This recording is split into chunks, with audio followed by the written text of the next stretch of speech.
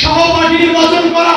যারা নতুন এসেছেন আপনি দেখবেন এই ছাত্রটি নামাজের টাইমে আযান দিলে প্রস্রাবখানায় গিয়ে তার আড্ডা জমায়, আছে না নাই? এই ছাত্রটা আযান হলে তাসবিহ হলে গোসলখানায় যায়। এই ছাত্রটা পড়ার সময় পত্রিকা পড়তে বসে। এই ছাত্রটা তেলাওয়াতের সময় অন্য কাজ করে। আমি ছাত্র হিজবুল্লাহর কর্মী, আমি আমার জীবনে এমন সহপাঠী বানাবো যে এই সহপাঠীকে প্রশ্ন করলে আমার পরিচয় পাওয়া যায়, ঠিক কিনা বলেন? এরপরে আমাকে পাপ কাজ থেকে মুক্ত থাকতে হবে। আমার জীবনে অদা করি আমরা জানা সত্ত্বে, বিবেক থাকা সত্ত্বে আমরা গুনার সাথে সম্পর্ক থাকবো না। কারণ গুনাহ করলে ছাত্র এলেম চলে যায়, আর এলেম না থাকলে আস্তে আস্তে শয়তান তাকে ধোঁকা দিয়ে আস্তে আস্তে মানুষ বানিয়ে ফেলে।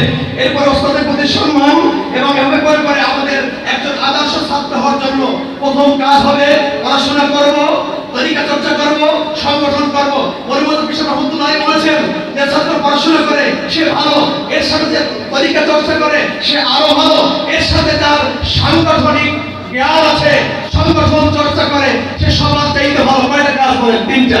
কয়টা? আল্লাহ পাওয়ার জন্য আমাদের এই তিনটি কাজের উপরে আদর্শ ছাত্র হয়ে আগামী দিনে কর্মী থেকে কর্মীর পথে সদস্য হয়ে উত্তীর্ণ হয়ে দিশারি হয়ে আপনি আমির হিজবুল্লাহর পাশে থেকে এই সিলসিলার খেদমত করতে রাজি। আল্লাহ তৌফিক দান করুন। আসসালামু আলাইকুম ওয়া রাহমাতুল্লাহি ওয়া বারাকাতুহু।